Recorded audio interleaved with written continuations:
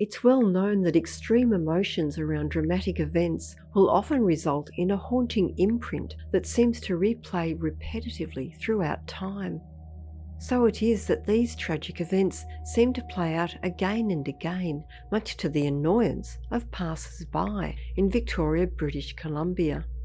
Of the numerous witnesses who have experienced this chilling phenomenon, one is Charlene White. She and a friend had been shopping in Chinatown one evening when they suddenly realised that they had lost track of time and were running late. The two women decided to take a shortcut and walk along a narrow thoroughfare called Fan Tan Alley, a decision they were soon to regret. In the dark and cool night, they could see that, other than themselves, the alley was completely deserted. So Charlene was astonished to feel someone pushing her hard into one of the brick walls and racing past her. She was physically hurt, angry and terrified as she shouted at the young man to watch it. The fleeing figure appeared to be that of a teenager who ran out of sight without any attempt to slow down, let alone stop to apologise. Charlene told her friend, "That kid nearly knocked me over." But her confused friend just gaped and asked, "What kid?" Charlene's friend had been walking slightly ahead of her and hadn't seen the collision. When Charlene pointed in the direction of the running figure at the far end of the alley, her friend quickly scanned the area from one end of the alley to the other, but with a frown on her face. As far as she was concerned, there was no one there, as she hadn't seen a soul.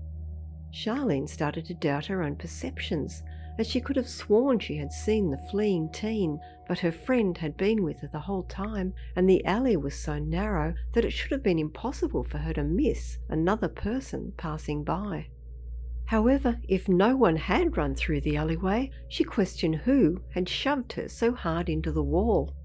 The astounding aspect of these accounts is that there have been numerous witnesses to this occurrence, and also that the identity of the frenzied young man is well known.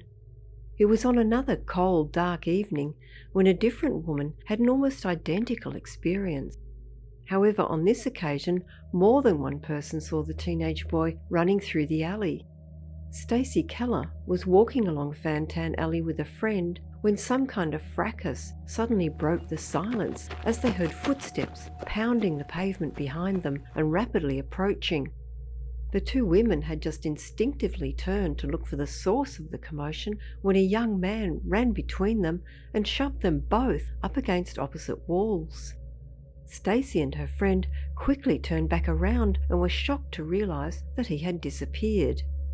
The terrified pair ran back out in the direction from where they'd entered the alley only moments before. Apparently, Fan Tan Alley is easy to miss unless you know the streets well. It is positioned between a tiny cafe and a gift shop on the south side of Fizgard Street, an area in Canada's oldest Chinatown. At its very narrowest point, there is a gap of only 1.2 metres wide, where even a child could reach both walls at the same time. The alley stretches the length of only one block and now houses more than a dozen independent stores arranged close together. It's now a safe area, but that wasn't always the case. The alley is named after the traditional Chinese card game of Fan Tan because of the gambling dens that many years ago resided in that district. Following the Fraser River Gold Rush of 1858, the population of Victoria doubled virtually overnight, ushering in illicit activities, including the brothels and drug dens of the area. The background behind the ghost of Fan Tan Alley, involving the young man who has shoved countless witnesses over the years, reflects those tumultuous times. In 1889, a 17-year-old boy named Chan Ah-Han was employed as a bedmaker at the American Hotel. He fell deeply in love with a young woman named Yo Gam who lived in a brothel operated by a man called Yip Tang on Fizgard Street, near Fan Tan Alley. He visited her many times, where she sat in her windowsill and eventually proposed marriage. However, according to the story, Yo Gam thought he was joking and laughed at him, saying she could not leave the brothel.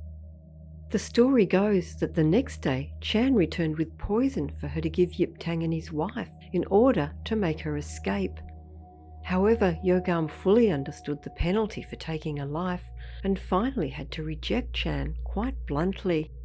At this, Chan became deeply depressed and seemed to take leave of his senses in planning an atrocious crime. Quite humiliated, Chan stayed away for a few days, then late one night returned with a friend and a sharpened cleaver knife. Seeing Yogam sitting on her windowsill, the pair swiftly overcame and slayed her instantly. Chan was now covered in blood and suddenly seized with panic.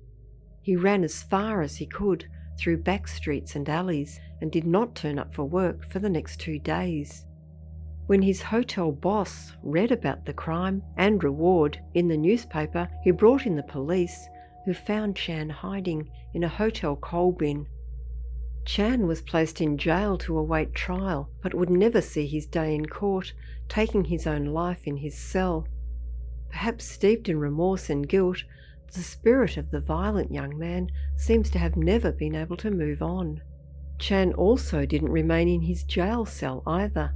As night falls on Fantan Alley, he replays his frantic dash through the narrow space, shoving aside anyone who happens to stand in his way.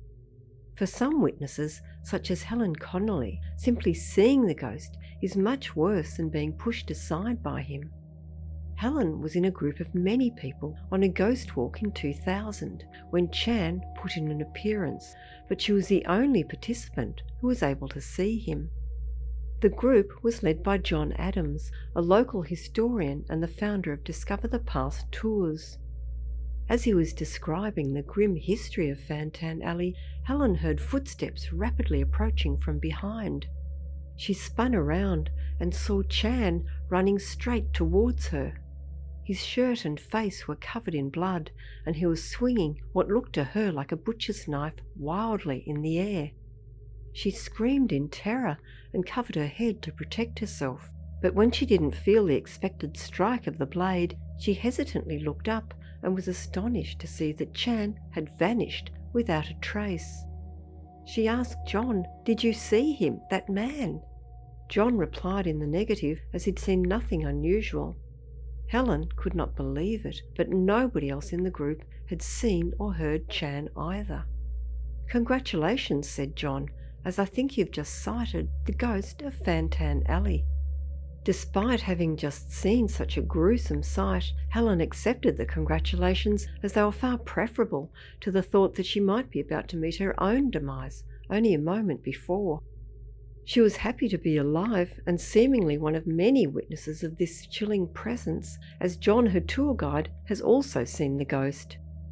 The question remains, is Chan repeatedly reenacting the ill-fated outcomes of his violent actions, perhaps in the hope of a different result, or has his tormented spirit left some kind of residual imprint of the horrific events of that night in Fantan Alley?